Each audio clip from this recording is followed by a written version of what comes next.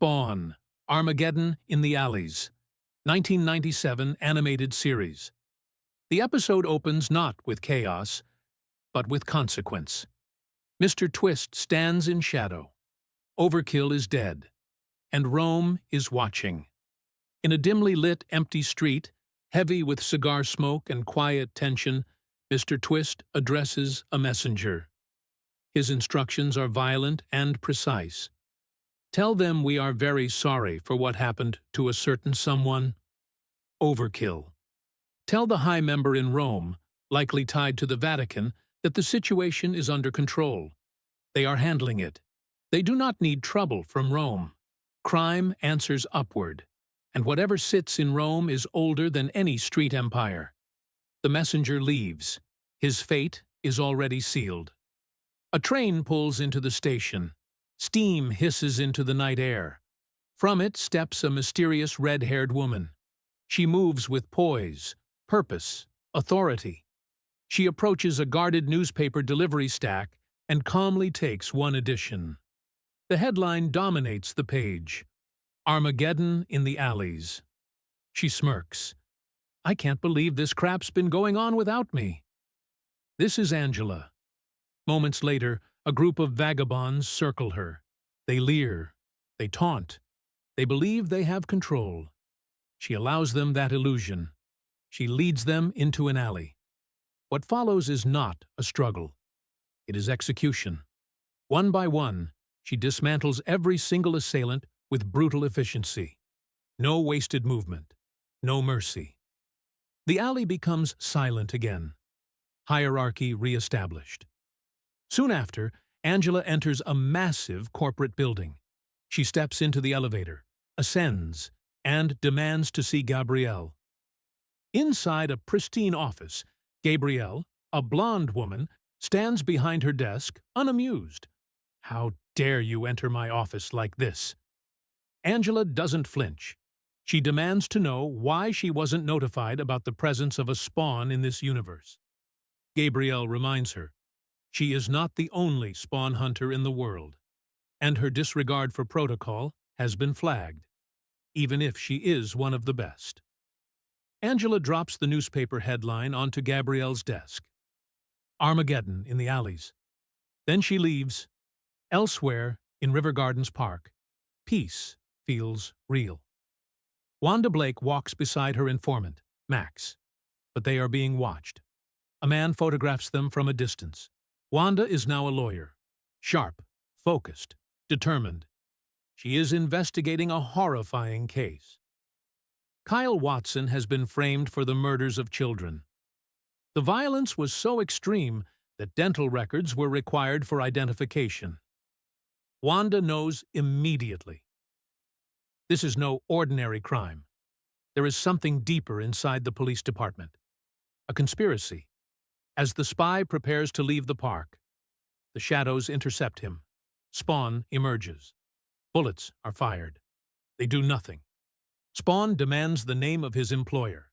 The spy refuses and chooses suicide over betrayal. Silence lingers in the smoke.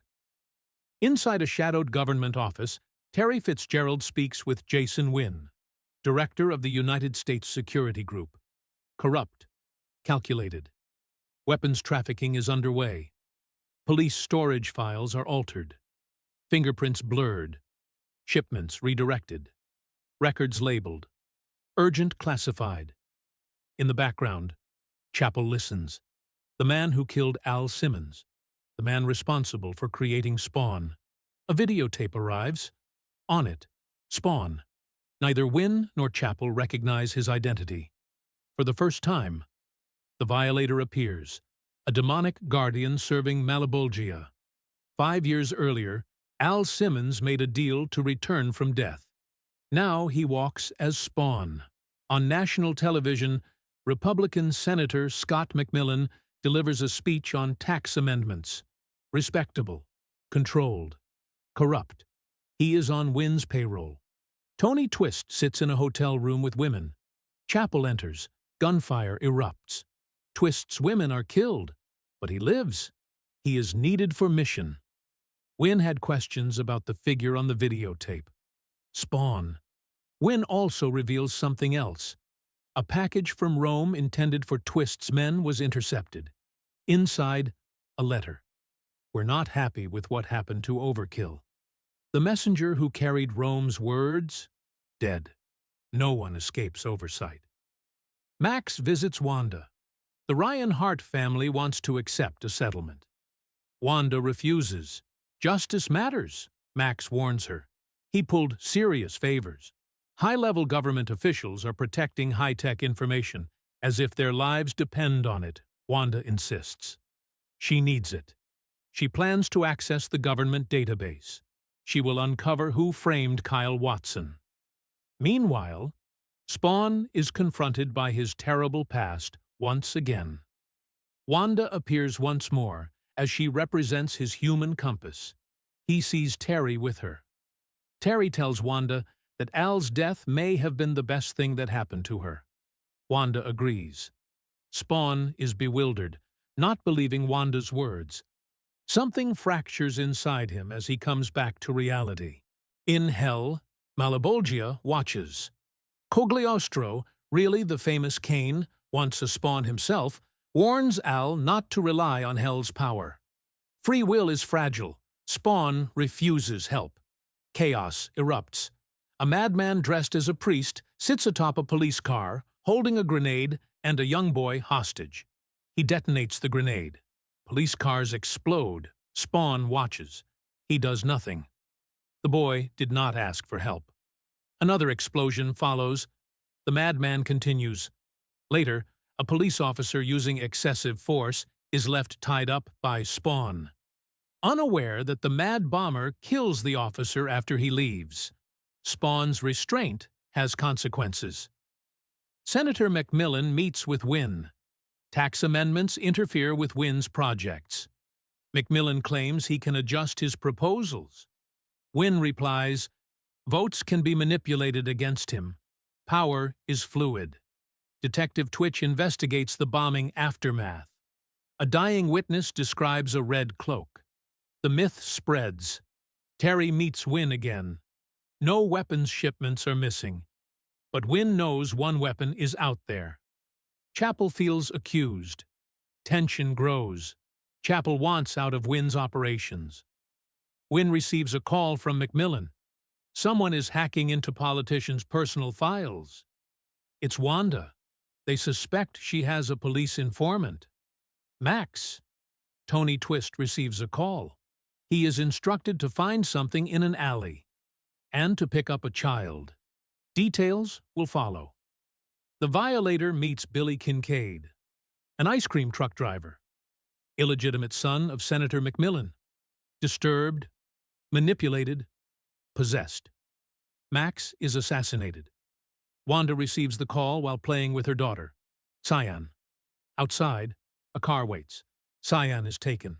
Her ball left behind in the yard. Police surround the mad preacher bomber. A sniper shoots him. He survives. He detonates anyway. Spawn finally intervenes, saving the little boy. The bomber was the Violator. Chaos was theater. Cyan is held in a house. A clown kills her captors. Billy Kincaid. Spawn interrogates those involved in the kidnapping. Tony Twist is intercepted. Truth unravels. A journalist named Stephen records a phone call. McMillan is covering for his illegitimate son. Stephen plans to take the story to the Washington Post. Billy transports Cyan to his headquarters. Candles light the room. His obsession is sick. The Violator whispers. Spawn arrives just in time. Billy throws burning candles at Spawn. Flames mirror Al Simmons' death. Billy flees in his ice cream truck. The Violator watches from a rooftop, enjoying the chaos. Spawn pursues him across rooftops. They crash near a church. The truck tears open and falls into the alley. Police surround the area. Billy holds Cyan at knife point. Spawn wraps his living cloak around him. The Violator urges, "Kill him! Damn yourself!" Spawn refuses. He releases Billy. The Violator steps forward and shoots Billy himself. Cyan is with Spawn. She tells Spawn she wants her mommy. She runs towards her family, in her hand. A ring. AL and Wanda forever. Wanda asks where she got it. The sad man gave it to me. From the shadows, Spawn watches. He does not reclaim his life. He does not reclaim his love. He remains between worlds. Rome watches. Government watches. Hell watches. And the alleys remember everything. The tone is fully set. Armageddon has begun.